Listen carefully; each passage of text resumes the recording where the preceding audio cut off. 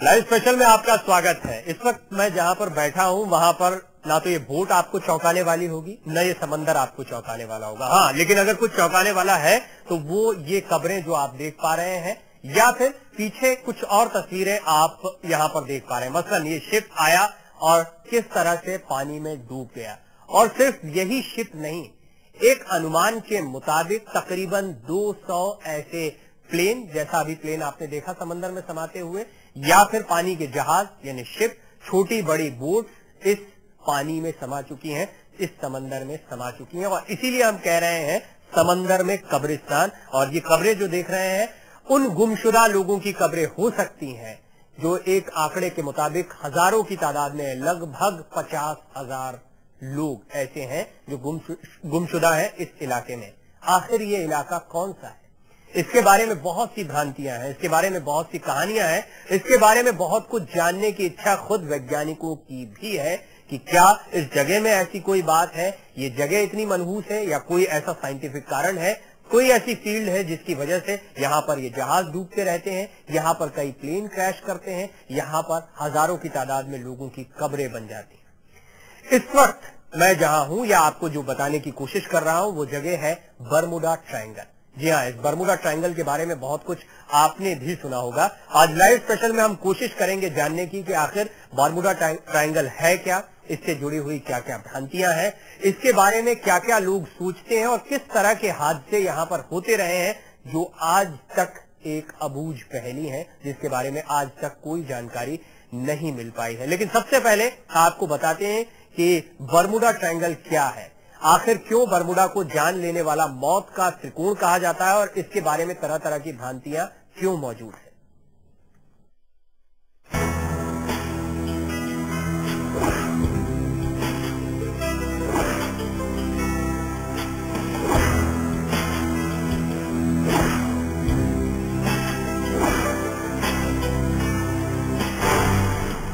चक्रव्यूह ऐसा जिसे आज तक कोई भी नहीं तोड़ पाया।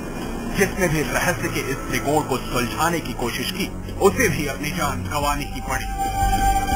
रिसर्च करने वाले कुछ महारथी वैज्ञानिक तो इसकी जानलेवा ताकत की वजह मीथेन गैस को बताते हैं, तो कोई मानता है कि वहाँ गुरुत्वाकर्षण बल काफी ज्यादा है, कोई कहता है कि वहाँ समंदर के पानी में ज्वालामुखी फटते हैं।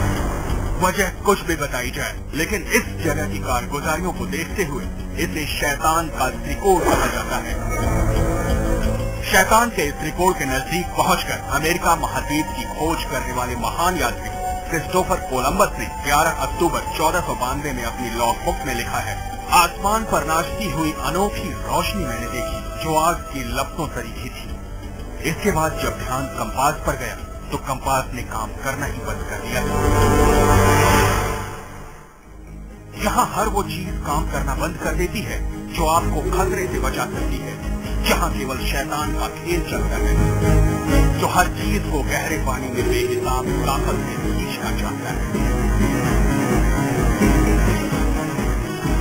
ये हम नहीं कह रहे, ऐसे अनुभव बरमुडा ट्रायंगल से बचकर बाहर आए कई पायलटों में रहे हैं और जो बाद में दुनिया के मशहूर अखबार में छपे नहीं। लेकिन इससे उलट जब दुनिया के धुरंधर वैज्ञानिक इस बुद्धि को सुलझाने में कामयाब न हो पाए तो उन्होंने क्षेत्र में दुर्घटनाओं के पहाड़ तरीके आंकड़ों को महज एक संयोग करार दे दिया।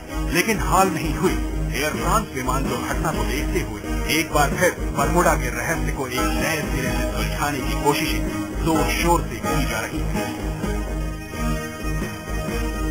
Special desk live India.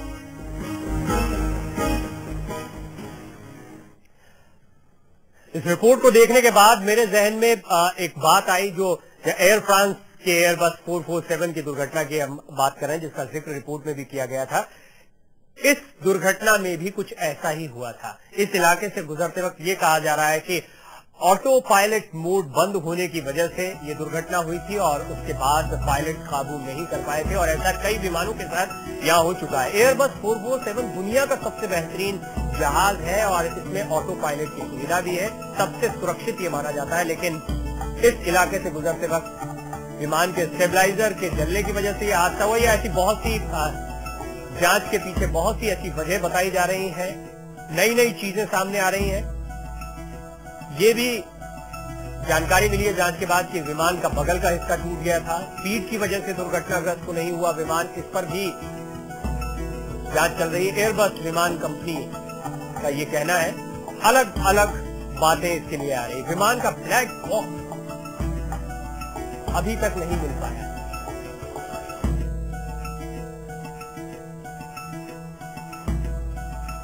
Brazil वायुसेना का कहना है कि विमान के जलते हुए टुकड़े देखे गए थे।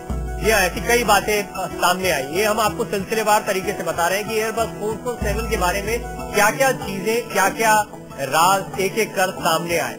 लेकिन इसके बाद में हमने देखा कि बहुत सी जानकारियां विमान दुर्घटना के बारे में मिलती चली गई और फिर जांच एजेंसियों के मुताबिक उड़ान के वक्त ही विमान के किसी हिस्से में दरार पड़ी हो, ऑटो पायलट मोड बंद हो गया हो, जैसा शुरुआत में मैंने आपको बताया। ये वो तमाम वजह हो सकती हैं जिसकी वजह से ये विमान हादसा हुआ हो। लेकिन एक बड़ी बात, कुछ विशेषज्ञ बरमूडा ट्रायंगल को भी इसके लिए जिम्मेदार मानते हैं। वो कहते हैं ये भी दुर्घटना की एक बड़ी वजह हो सकती है और ऐसा कहने के पीछे ठोस वजह भी है।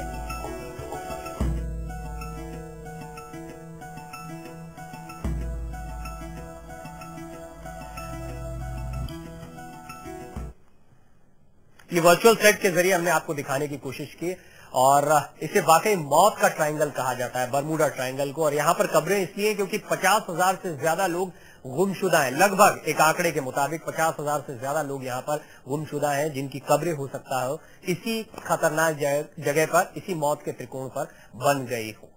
नक्शे में बरमूडा ट्रायंगल कहां है ये भी हम आपको बताने की कोशिश करते हैं। आप देख पा रहे हैं इस वक्त बरमूडा ट्रायंगल,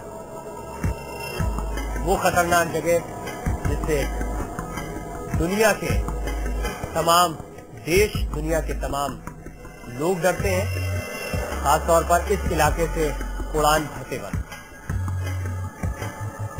और आप इसे समझने के लिए देखिए किस तरह एयर फ्रांस का विमान यहां से उड़ा होगा और उसके बाद ये वो जगह है, जी हां, बरमूडा, जिसके नजदीक ये हादसा हुआ था।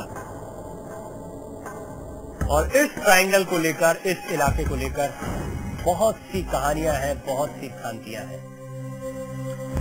एक तरफ अटलांटिक ओशन, कैरिबियन सी और गल्फ ऑफ मैक्सिको, इन तीनों से मिलकर बना है ये बरमूडा ट्रायंगल।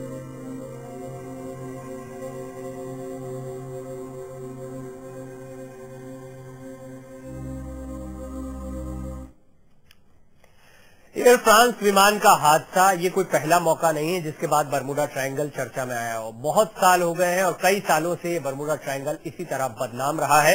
किस तरह की रिसर्च अभी तक बरमूडा ट्रायंगल पर हुई है, अलग अलग वैज्ञानिकों के क्या मत है इस ट्रायंगल के बारे में और क्या कुछ राज आज भी दफन है बरमूडा ट्रायंगल में, ये जानने की कोशिश करते हैं एक छोटे से ब्रेक के बाद।